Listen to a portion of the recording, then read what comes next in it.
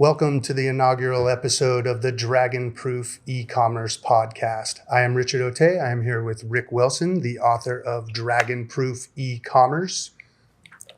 Rick Wilson is CEO of Miva, an e-commerce shopping platform with over $100 billion with a B dollars worth of processing that has gone through their platform since its inception, with over 20 years. Actually, coming up on 20 years. Yeah, 20 years this September. So happy anniversary coming Thank up. you. Early anniversary. With just shy of 20 years of e-commerce experience, Rick is a highly sought after speaker and thought leader in the e-commerce space. And we're excited to get to know more about his book and what he's up to and what this podcast is going to be all about. So, Rick, first, hello. Awesome. Thanks for letting me be here. Yeah, well, welcome to your podcast. Yes. It's all right, Richie. So, for the audience out there, I've known Rich for a while. So yeah, we've been talking podcasting for years now. He finally wants in. So, I was going to say, let's start with the elephant in the room, but I might as well, start with the dragon in the room. What is Dragonproof? Well, I mean, if you're out there and you're in the world of e-commerce, right, I think most people are scared of one company. I think we could probably guess who that company is, named after a little river in Brazil. But the book really takes on a bigger picture look at it, right? So throughout history, there's always been a dragon, right, or an elephant in the room. But I don't know if elephant e-commerce sounded like the right book title. And so there's always been a dragon, right? And so who do you think the dragon was before Amazon? Walmart. Yeah, I mean it's. In the 90s, people were picketing Walmart because they were destroying America, right? And now people are starting to picket Amazon a little bit, but it's shifted. And then if you go back a little bit in history, there was one company that about 100 years ago had higher percentage of total retail sales than Amazon or Walmart have ever had. And you know who that was? That would be the company that should have made it to be Amazon, right? That's Sears. That is Sears. Sears back around 100 years ago was selling more of total retail in the United States than Amazon is today. And so people always assume the latest threat is the one that's going to kill them. And you see us do this. It's kind of how humans think, right? Remember there was the bird flu and then there was Ebola and there's all this stuff. Something's always coming to get us, right? So the book is about there's always a dragon. And how do you understand what the dragon's motive is? And then how do you work through sort of what the real threat to you is? Because, even when it comes to those other things I was talking about, hysteria is hysterical for a reason because it's hurting some people. Mm-hmm. And so you need to assess the threat. And then usually if you can assess the threat, you can find opportunity. So, if you're watching, we'll probably cut to a video or a slide right now. But if you're at home, I'm going to describe a slide I'm showing Rich, which it shows that Amazon's now doing 49.1% of all e-commerce sales. That's based on publicly traded companies. So that doesn't count privately held e-commerce sales. And it's a little over 5% of all retail in America. So that's where the threat feels really real, right? Because in 2016, it was only 38% of e-commerce sales, and then it was 43.5%, and then it was 49%. So there's this sense that they keep sucking more of the air out of the room. Mm-hmm. But on this next slide, and for those of you just listening, this shows the same sort of thing since 1999 through 2019, but it shows there's two numbers here that it shows. So it shows Amazon total percentage of retail slowly moving up with a little curve to the right up to 6%, but it shows total e-commerce sales during that same time moving up into the right to 13%. And if you could look at this, what you'll see is there's a gap between these two places. And that gap is where the opportunity lies. Mm-hmm. So this is the threat. That's the opportunity. And what do you see there? I see the opportunity actually getting bigger. It's bigger, right? The opportunity gap is bigger than the threat gap. And so that's I think, if you can get your head around that, and then you start looking for the tactics on how to protect yourself. You know what's interesting about this? I think about this sometimes. As much as they were the threat, they were also one of the key companies that help people feel comfortable. Oh, absolutely. Buying things online. So you can make a strong argument that this blue line wouldn't have become as successful if it wasn't for the groundwork they were laying. Yeah. Right? I mean, we'll actually talk about that a little bit later. Amazon's first move was building trust in e-commerce. And so, that's been part of their success. And that I think is kind of the point. I mean, that's the first basic philosophical point of the book. You don't have to kill the dragon. Mm-hmm. The dragon might hurt you if you're not careful and if you don't know how to hide from its flames when it's flying around. Mm-hmm. But you don't have to kill it. Killing it is not your goal, unless, maybe if you're Walmart or whoever future Amazon might be. But for most of us, and I'm certain for anyone listening to this podcast or reading my book, you're not actually trying to kill or slay that dragon. And then one other thing to keep in mind is, we're at 16% of all e-commerce sales right now or all sales are e-commerce. And if you look at a standard early to late adopter curve, we're still in what's normally defined as the early adopter stage, right? You don't get into late majority stages until over half of retail is e-commerce. And so there's a long road ahead for growth in this industry. And according to that stat you said last, where are we sitting now as far as total e-commerce? I think we're sitting at 16%. Okay. So. Yeah. Wow. And I don't know that we'll see a world, there's a gray between e-commerce and commerce. The term e-commerce is becoming a little less purely meaningful these days anyways, right? Because you can order online and pick up in store, and there's all sorts of things you can do that can change. What do you call that? Do you call that e-commerce? Do you call that omni-channel? There's names for all that stuff. But what I think is a more apt statement is until 50+% of retail sales are touched in some way via, internet, essentially the internet, there's still lots of growth. Copy that.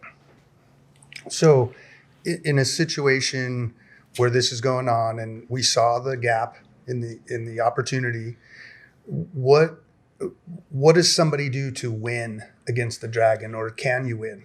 Yeah, I think first of all, winning starts with defining your success, right? So what happens a lot in the media today, you probably read TechCrunch, I know I do, and I read Wall Street Journal and the New York Times, and the kind of companies you normally see portrayed in the media are venture-backed, the next hot thing, the up-and-comer. It's you know full well that the media thrives on thrilling stories, right? How often do you see a media story about someone who built a $30 million a year business with $3 million or $4 million in pure profit?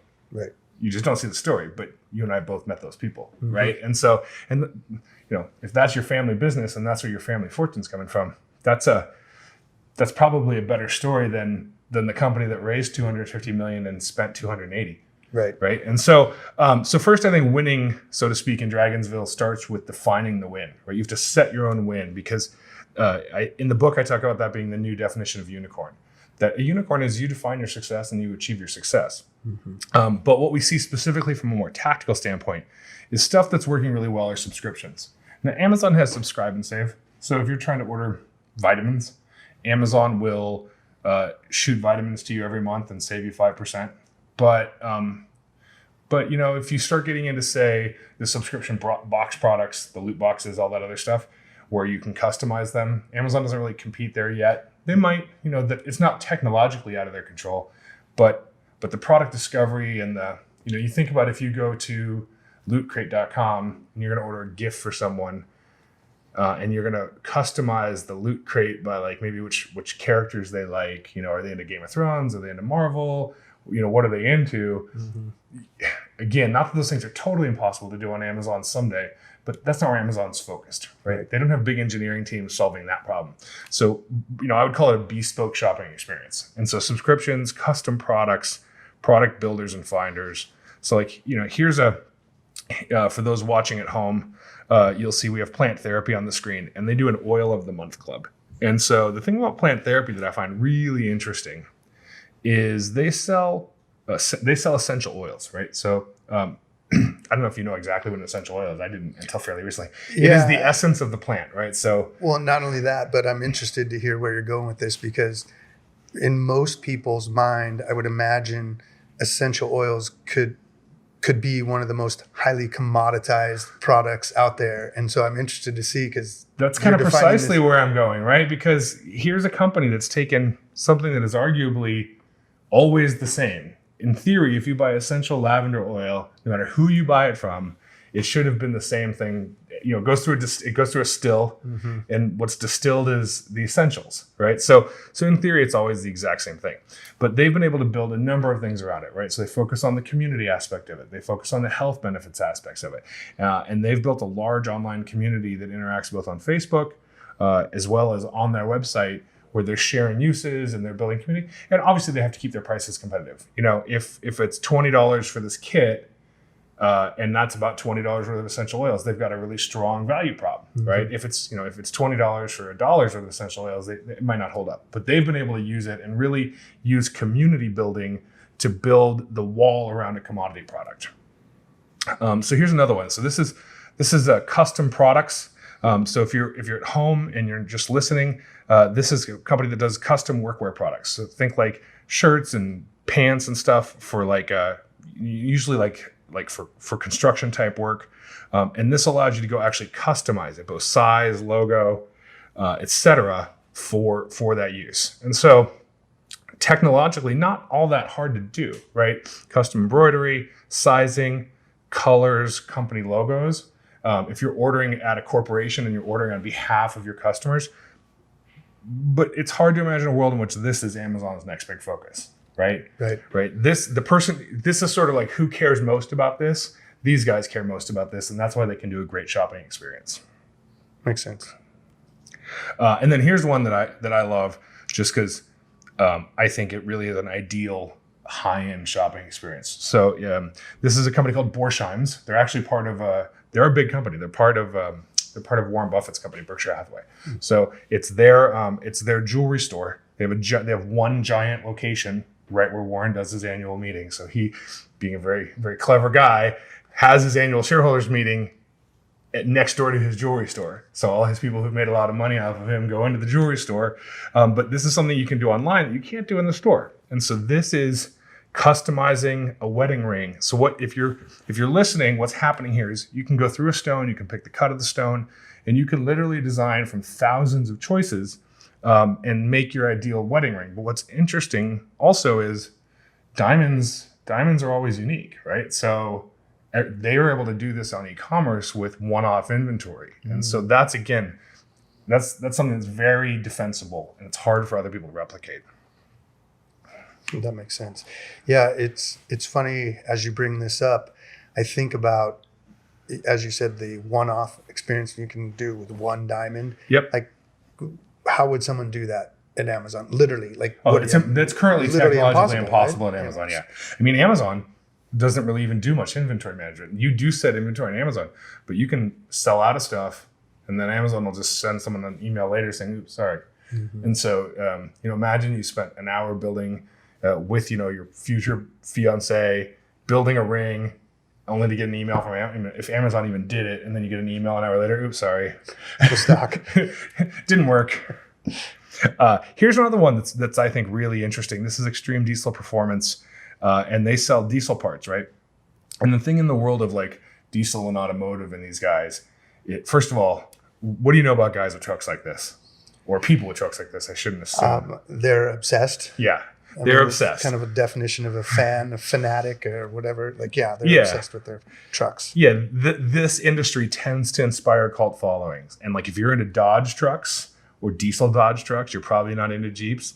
And if you're into Jeeps, there's little subgenres within subgenres. It's kind of like, electronic music these days. But here, what they do is customers send in photos, and then you can shop the look. And so here I can look at a custom diesel truck, and then I can see all the stuff that's been customized. And then I can also see all the things the person did with it. So I can essentially shop those customizations and already know that they'll fit my diesel truck. Well, that's great. You know what I could also see with companies like this that you could never do on Amazon is, I'd imagine they get a lot of user-generated content. Oh, exactly. I mean, it starts with someone emailing in a picture of their customized truck, and then it's generated from that. So it's curated user-generated content. Oh, that's incredible. Yeah, that's perfect. So and another thing we see that's really helping people succeed in defining sort of a moat protect them from the dragon is streamlining their B2B sales operations, right? And this is not just against this dragon, but this is against maybe other dragons in the B2B world. And B2B, business to business sales. So if you look at companies like traditionally Grainger was the big multi-billion-dollar business to business retailer. Dealers would sign up, get an account, have access to these huge catalogs. They've been really slow to move online. A lot of those sales still happen via a salesperson, right? So it's not necessarily an electronically optimized experience. But here's a quick video we'll show. And for those listening at home, I'll try to describe it. This is royalswimmingpools.com. And it actually, I love this demo because it gives people the chance to custom build a swimming pool on the internet. And this isn't a one-off idea. They sell a ton of swimming pools. I mean, tens of millions of dollars a year versus swimming pools via the internet. So in this case, as we look at this, somebody's picking out the size, the shape, the color. So when you're referencing B&B, this would be someone that maybe they sat down or they're sitting down with the prospective client that they're going to build this pool. So just like that diamond ring where the fiancés, Yep. is that the correct way to say it? The I think so. fiancés were Yeah. sitting together. These people are sitting together. We're going to build your pool. Let's look and see what it would look like prior to us putting it in. Maybe not exactly, but at least all the parts, all the pieces. And then voila, there you go. You got a total price. And I'm sure they have some sort of tacked on for installation, but that's a whole nother. Sure. I mean, that's essentially correct. I mean, so in theory, if I had the skills to do all this, to put in my own pool, I could just do this as a consumer. But you're correct. Most of their sales are going to be done through a dealer network or through contractors, right? Mm-hmm. So you hire a general contractor. They're coming to your house. They're going to put in a pool. You sit down with them. You pick all the options. You get a total, and then you can even check out with PayPal here. Yeah. Whoever has $14,000 in their PayPal account, I want my email. The Nigerian prince. So, and then this is another one. This is Yonka Paris. So they're a cosmetics company, right? So what you see here, if you're looking, if you can see this online, you'll see this. It looks kind of like an Excel spreadsheet. And if you're listening at home, you've seen standard order forms that kind of look like a spreadsheet before. And this is not what I would call sexy from a look and feel standpoint, but spreadsheets require people to take those spreadsheets and do something with them. Where this automatically is entering into your e-commerce system, and then it can go through the chain of workflow things behind the scenes. So in this case, I can log in. Let's say I have a retail shop and I need to reorder my Yonka Paris stuff. I can log in. I can pick all this stuff in bulk. I can roll over, see images as they pop up. I can do quick add quantities. And the most beautiful thing here, and you'll probably pick up on this right away, is I'm not switching pages. Right. So like if you're a dealer and you need to buy things in bulk, what's the thing that kills you? Just hit and click and then waiting for that page to reload. Right. So here you can do your entire order on one page. Well, I'm going to imagine part of what's saving this too is unlike in the past where they would have a quick order form sheet that they would be checking boxes and sending that in and then getting an email later or a phone call later saying we're part number 375 is out of stock. Like this is, you have inventory control and they'll know, you can't order anymore or that's out or whatever, something probably. Yeah. I mean, so that's one of many. So first of all, let's start with, you've got inventory control that's accurate, right? Second, you're logged into your account. So whatever your special pricing is definitely correct. Let's say you have special shipping terms. Let's say you've got a reseller's license on file, so you don't pay sales tax. All that stuff's configured. And you and I both know if you're faxing a form in or even emailing a form in and someone's doing something with it, all those things could get missed. And then if it's the old school way and you're actually writing on a form, if you're anything like me, the handwriting may be illegible. You might have written 6 and gotten 6 cases. Who knows? Doctor's handwriting can really make an order form look ugly. So those are the things. And the thing about it is those aren't the only things that are helping people compete in the age of Amazon. But those are just ways to look at it. The book, the podcast, this has all been designed to be a philosophical look at how to keep sort of your fear in check and understand where the opportunity is. Yeah, that's one of the things I loved about it. As I was reading it, it didn't seem like this was going to go out of date anytime soon, right? A lot of the books and tactics out there, it's like, oh, great, there's a new algorithm in Google and that doesn't work anymore. This really felt like it's going to apply for for the foreseeable future. Yeah, I mean, I don't see. I believe someday there will be a new dragon, but I don't see. I don't think my daughter will. Yeah, maybe later in her life. maybe when she's a little older than us. But yeah, Amazon's run as a dragon is pretty set for a little bit. So, all right, we talked about things that are working. We have subscription, we have streamlined B2B, custom shopping experiences. What are some of the things people should be looking out for? What's not working? What's danger? What's the Sure. What should they be thinking about to protect themselves from the dragon? Let's say that. Yeah, I mean, to make sure you don't get a sunburn as the dragon flies over. I mean, I think at a high level, some of the rise in e-commerce came from people. There was a term for it, you might even know the term, but people who do overstock. They'd go around town and find overstock. Retail arbitrage. Yeah, retail arbitrage. So people would run around and they'd go buy overstock in their local town. If you're not familiar with retail arbitrage, and then you'd go and you'd push it onto eBay and Amazon, and you'd keep the spread. Here's all these Halloween candles, and they're $2 because they're on sale, but you're going to sell them next year for $8. And there's two problems fundamentally, say, with retail arbitrage in the big philosophical picture. I'm certain there's people out there still making money doing it, so it's not like it's a dead art, but the two problems are you're constantly trying to stay ahead of the competition. Both eBay and Amazon's business model is designed to maximize the amount they can charge as an affiliate commission, for providing you the customer. And then really specifically, Amazon's marketplace has been structured so that whoever's manufacturing those things that you bought from arbitrage probably can undercut you. And they've already now either self-service gone to Amazon or been recruited to go on Amazon by Amazon to sell those products. So if you have low margin, easy to find commodity products, unless you use some other tool to protect that, I would agree, like, those people have had a challenging time. I like to describe it. It's things that you normally purchase at the grocery store or Walmart. Now, that might seem like a lot of stuff, but I don't know about you. Most of my shopping does not happen at the grocery store or Walmart, right? Most of my shopping is at all sorts of other stores. And so it's just that, it's just that thing that, if I know exactly what I need, those things are harder to define competitively in an age where you have a dominant retail player. And then the other one that we've seen a lot of shift in is people who were first mover advantage on the internet. And you and I have both known some people like this, right? So you had access to distribution. Let's say you had access to bicycle parts, and then you had bicycleparts.com, and you knew enough about technology to run your own website, and you knew enough about SEO. Usually it was like two people started a company. One was the SEO person. One was the person who could do tech and get the products. And for a long, long time, they were able to keep themselves at the top of Google and then kind of win by default. Mm-hmm. And there was a couple things that happened a few years back, I think about 7-8 years ago now.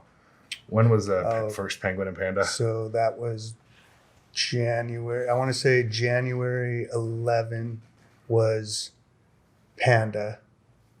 And maybe like February, somewhere April 12. It was not. They were pretty back to back, yeah. Yeah, April 12 was Penguin. And the interesting thing about those, if you're not familiar with how Google does it, there's a whole weird culture around naming Google updates, and there's been pandas and penguins and all sorts of stuff. But those two combined together were designed to stop what they called web spam. And to them, web spam was people who used keyword stuffing and link generation to artificially game the Google algorithm. And Google's mission, and ironically, Google sort of helped build this dragon, even though I don't think that was their intention at the time. Google's trying to slay this dragon now in its own way. But Google helped build this dragon because their algorithm was designed to give trusted domains higher authority, right? So that's not the only thing in their algorithm, but their algorithm weights, well, how trusted is this website? And so it became its own like self-referential success story. If you're looking for a commodity item and Amazon has it, and some site that's not Amazon has it, Amazon tends to get first position. So Amazon started just slowly, it went slow and then it went fast. Mm-hmm. And all the people who were winning purely on SEO tended to get in trouble. So just real quick, I don't want to go super deep on it. How does someone get a trusted domain? Is it a brand? Is it something to do with the bounce rate? Like what exactly is a... I'm not an SEO expert, but I will say this. I would start with brand. right? So like, for example, if someone searches for Miva, Miva's been around. We've had the domain name for 22 years. We haven't changed business model, and we haven't changed what we do for a living in 22 years. Google knows that if you're searching for Miva, that you mean us, the company, right? Got it. And then there's also like a Michigan Intramural Volleyball Association, something, right? And that's probably the next thing you might be looking for, right? But that's usually on page 2. Got it. And so, and why is it important that Google knows your intent with authority? Well, so they can sell ads against it, right? So, if Google knows what Miva does for a living, and then you search for Miva, the good news is it's going to pop us up right at the top. The bad news is it's going to sell ads to all our competitors, but we can do that at a different podcast. And Amazon's really the thing that I like to point out about this, though, and this is true not just with Amazon, but any dragon. Dragons don't make small moves, right?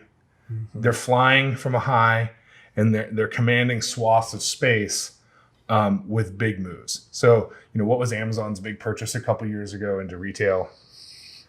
Oh gosh, the Whole Foods. Yeah. Oh yeah. Well. Yeah. But that's the one. But I was thinking of the e-commerce. No, I was thinking retail. So Gotcha. Why did Amazon get Whole Foods? It would seem like weird. Whole Foods is a specialty retailer. Yeah, they had some cachet to them, but $14 billion for overpriced avocado toast. Mm-hmm. But they knew full well that it was going to be the stronghold to let them take on Walmart's grocery chain, right, and Target's grocery chain, and Kroger's, and et cetera, et cetera. And so things like that. Another one that Amazon's actively working on is pharmacy distribution. And they look at those strangleholds. Walmart, Target, the grocery companies, they all have pharmacies, right? And what are things like pharmacies and milk? Those are staples. You have to have them, right? So if Amazon can get you to move all your staples to them, then they can control your eyeballs. Yeah. So those are the industries that they're actively after. It's interesting when you mention Whole Foods, and you think it seemed like it was a high-end product or high-end retail store, considering what they're trying to mostly sell, more commodity-based stuff. Yep. But I'd be interested to find out how many, I'm sure there's stats, how many prime users, like percentage-wise, that were at Whole Foods. Yeah, I'd imagine it's pretty high. I never even thought about that, but I would assume you're correct, that the demographic overlap between, if you can afford to pay $120 a year to get faster prime shipping, you can afford to overpay for your avocados. Yeah. So why would they buy some little small podunk place, right, to get started? So those are the things. Those are sort of the ways that the dragon works. But the dragon in Amazon specifically is trying to make big moves, right? And if you can't move the needle with a move, then that's not going to be their focal length. Mm-hmm. So are you? I'm reading between the lines here that you're saying part of your success is to be agile, to make smaller, nimbler, faster moves that the dragon can't make. Am I misinterpreting that, or what? Essentially. I think, that's probably the right way to sum it up. They either can't or they won't, but I'm not sure there's a difference in intent there, right? They aren't going to go hire, they're trying to hire the highest quality people.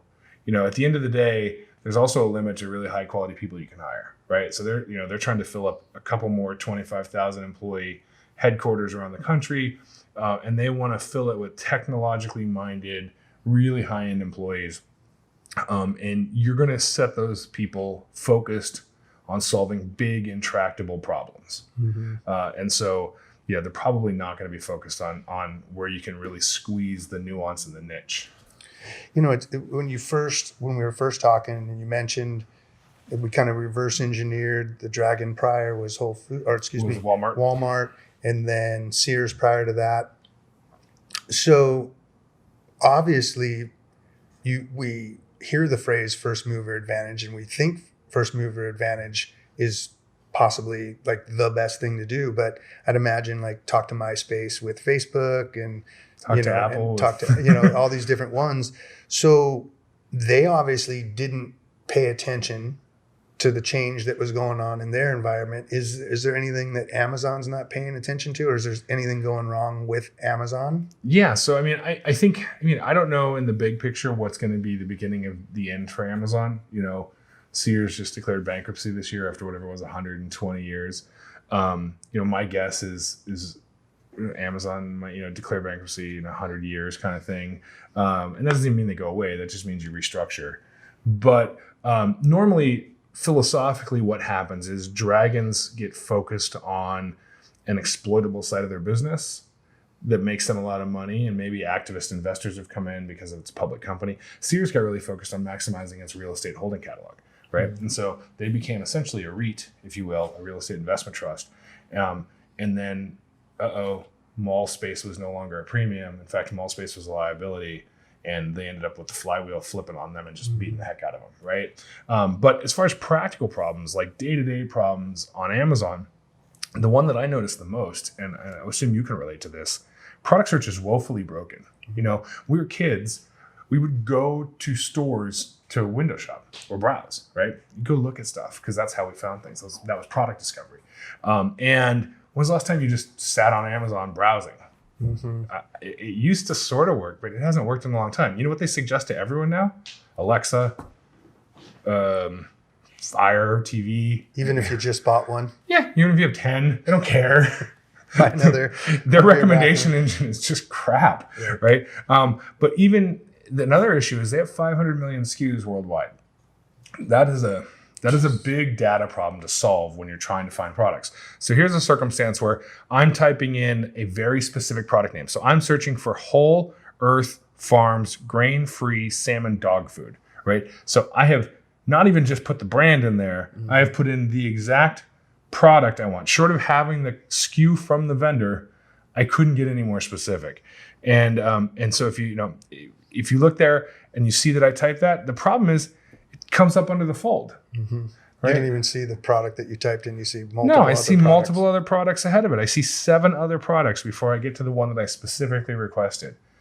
And do you think that's a kind of a combination of SKU, just too many SKUs meets they might be paying more money to get on top, a combination? It is a combination of the ad business meets the SKU business. But, this is one of those things that even though I don't think it's going to get fixed soon, Amazon should know better.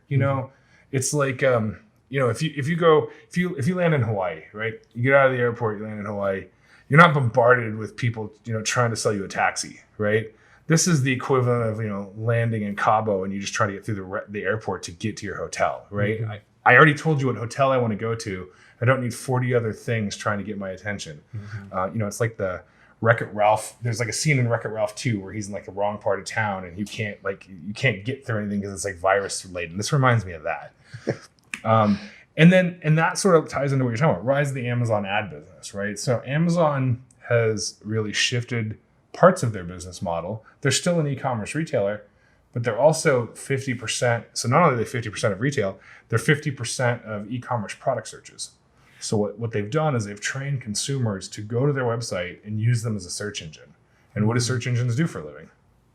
They feed up the people who pay the most money. That's right. They sell ads. So here's, granted, this is a pretty generic term, but I'm searching for car charger here, something you plug into your cigarette lighter, and I get,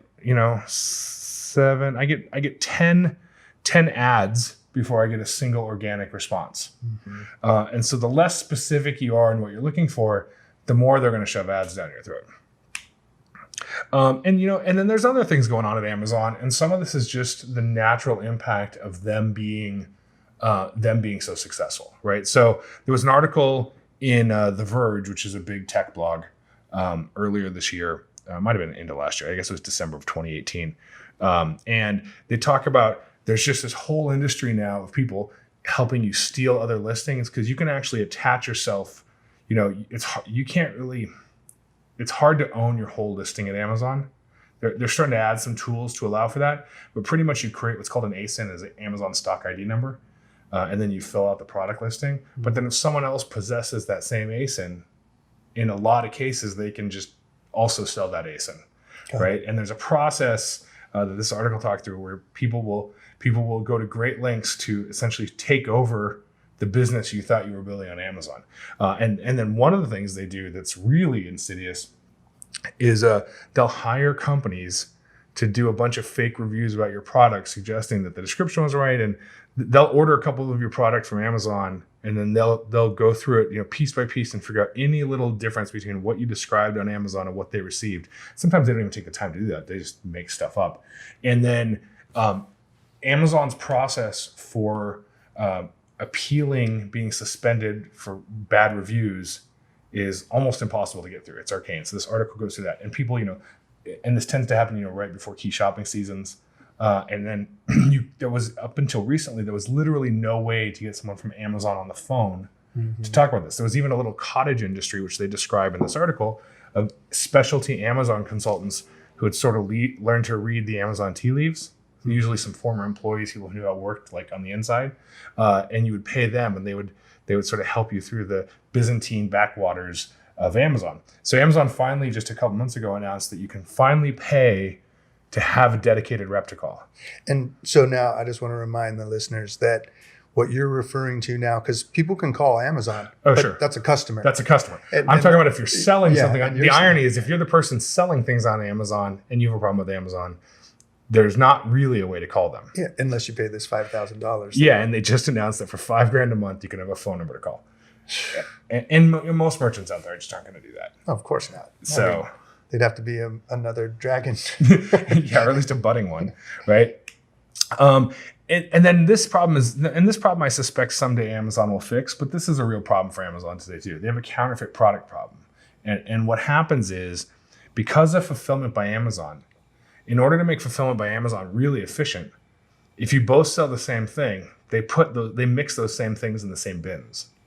So if you and I somehow both had access to the book, right, and we both had copies of the book, but let's say you had just somehow gotten a PDF and you were printing unauthorized copies, that wouldn't necessarily have stopped you from shipping them into FBA and getting them mixed. And then the problem is that someone might buy from me and they might get your inventory, and then they complain about my listing, and you end up in a really bad spot. So they've had issues, and this wasn't something, they didn't, Amazon's not out buying counterfeit products. I'm not saying that. This is an article in the Atlantic. The problem really is just from being able to mix products within the bins at FBA and where those products might come from. Got it. FBA is fulfillment by Amazon, in case I'm being too jargony. That's all right. They basically, it's literally kind of, I don't know if irony is the right word or not, but they started by helping people be trusting, or basically they started by helping trust, to your earlier point, people to come online and trust. And so now with more sellers on there, it's almost flipped on its head. Yep, that is exactly right. In fact, Recode, which is another really large tech blog that's out there, just did an article back in February about Amazon wants to sell every genuine product in the world. So they already have 500 million SKUs, and they have a whole division that's out. And there's, depending on what you're selling, there's different sections to retail, right? So some big companies rarely will sell direct. There are companies that will only sell to these 6 distributors, and those 6 distributors may have different terms. And then Amazon may try to go direct, but Amazon may also go see if they can get better terms from those distributors. And then if someone else raises their hand and says, "Hey, I also have this item," Amazon will take it. And so, they use the word genuine product in the world in this article because they're trying to imply they're fighting their counterfeit problem, but they're really just looking to have sort of control of everything. And that, I think, goes to your point. That's such a big thing, maintaining trust in that. But you're right, Amazon was built on trust. And to this day, there's only 2 companies when I order something online that I don't make a note of the shipment to make sure it arrives. And that's Amazon and Apple. So those are 2 companies that I trust my product's going to arrive. But I'm never worried about a counterfeit product from Apple. Right now, granted, they only have 1,000 SKUs, if that, on their website. But I'm never worried about a counterfeit product from Apple. But on Amazon, depending what I was ordering, right, I could be worried about that. It's interesting. It's where, so we covered the dragon, what dragon is, what people should watch for. We saw what was successful. Yep. So here you are. You've listened to the podcast. You, as a consumer, you're still happy right now. Yeah, right? absolutely. Like, I still shop on Amazon routinely, but I tend to shop for things that like I order, I order this stuff. This is a funny buyer change behavior. When we were kids, what made mom or dad run to the grocery store? It was milk, it was toilet paper, it was laundry detergent. I don't drink a lot of milk, but all those other things are things that I have just set to auto reorder at Amazon whenever I need them, right? And I'm not really worried about getting fake laundry detergent from Amazon. But if I was buying, if I was trying to buy a pair of Air Jordans, maybe I might be like, well, shoot, how do I know those are the real Air Jordans, right? Because that's a product that's highly faked. So, there's a business owner that's listening right now, and they've been going through things with Amazon. Like, you said some good stories about like plant therapy. Yep. That actually is leveraging Amazon in the marketplace to get more business, but then they're bringing them back, building a community. What's going on now as far as like merchants? Are they having a lot of problems? Are they getting these problems resolved? Like, should people not be using Amazon as a business anymore? Or? My take on that is it depends on your business. And so, if you have a high margin product where you control it and you're not worried about counterfeits and some of the other stuff we talked about, as long as you can make a profit on Amazon, I personally would be selling on Amazon, or at least buying product listing ads. Because, Amazon has a product listing ad business too, where you can buy an ad and have it come back to your website. But that's kind of secondary. That may become more popular as that builds as a business on their side. They're still more in the exploratory phase. Well, that's super. I'm going to stop on that for a second. That's super interesting, because for that company like a plant therapy that's just trying to leverage the marketplace. Yep. But they want to control the brand and the customer shopping experience and build a community, which are things that Amazon can't necessarily do. That is a very interesting place there for Amazon to be playing, that you can actually place ads inside Amazon and take people away from Amazon. Right now the only place I've ever seen them is on right after the people who bought also bought, and then there'll be a related product scroll that is product listing ads.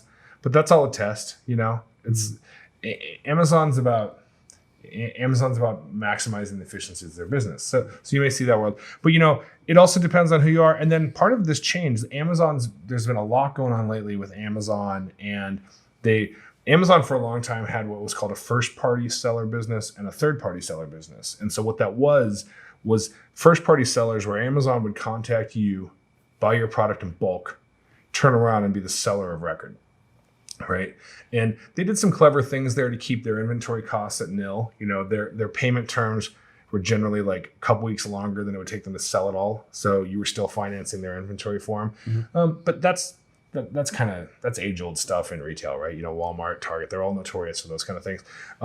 But Amazon, while they've officially denied this, there's been many, many articles recently that if you're not a major retailer, they don't want you to be a first-party seller. They don't want to buy from you and turn around and resell it on their behalf.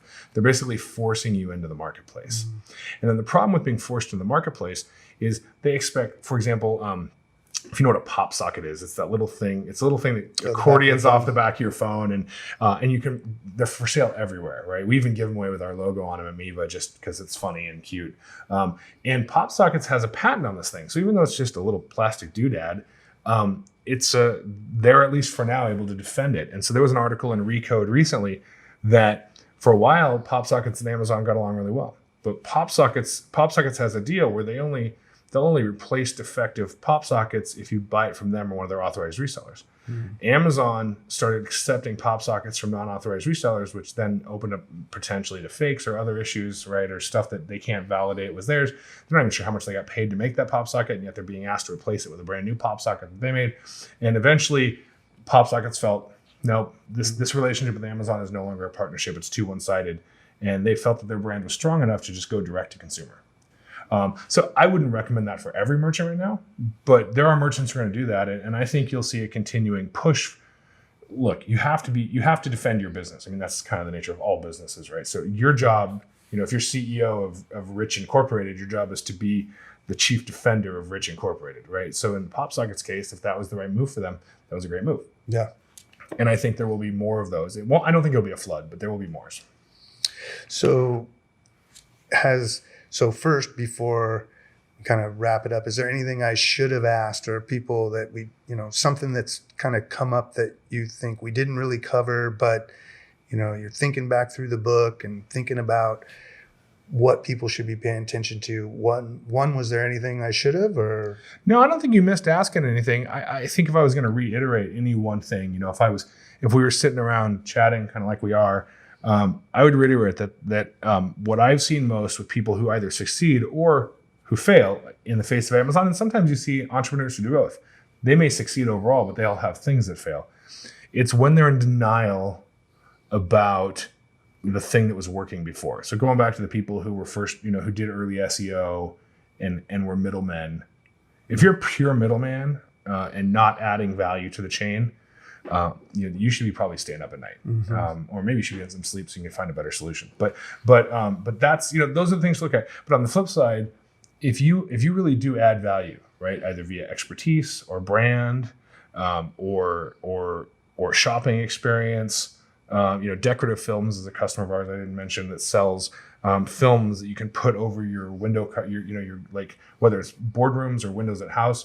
And I think it's 2 million possible different ways it can look. And going back to sort of the ring builder thing, right? And so you go to their website and you can tell what kind of room you're building, where the windows are, what size the windows are. It's almost like AR, but not, you're not necessarily pointing your phone at it.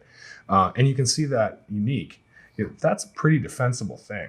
Yeah, just a quick caveat that I didn't know you were going to bring that up, but I actually have a friend that designs stained glass windows for them. Oh, okay. And then they take that and they turn it into a decorative film. So say you're on the side of a high rise or something where you obviously I didn't know they did that. That's rad. Yeah, super cool. I mean, you actually probably would show you, you probably would get one for your place. So first, this has been fantastic. I mean, obviously we're doing a podcast here, and what should listeners or viewers expect? What do you envision? What are you imagining for this podcast? What should they expect moving forward? The intent was, and kind of like what you talked about earlier after you read the book, I don't think it's going to be timeless, like Shakespeare, but hopefully be relevant for 10 years. Yeah. And so it's definitely not Shakespeare. But the idea was to write a book that's going to be relevant for this business age. And it was always intended to be something that was a multimedia adventure, right? So the book was a foundational sort of philosophical piece. And then the expectation now is to interview people who've been in the trenches.